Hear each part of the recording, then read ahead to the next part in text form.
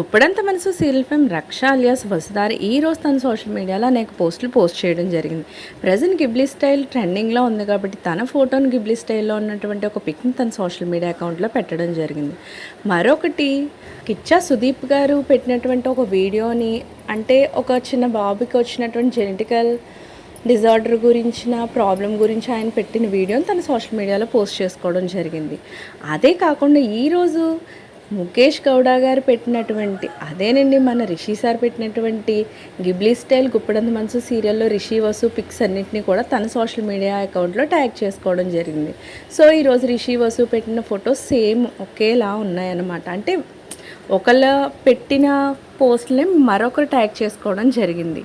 ఎందుకంటే గుప్పడంత మనసు సీరియల్ని ప్రేక్షకులే కాదు వాళ్ళు కూడా మర్చిపోలేకపోతున్నారు.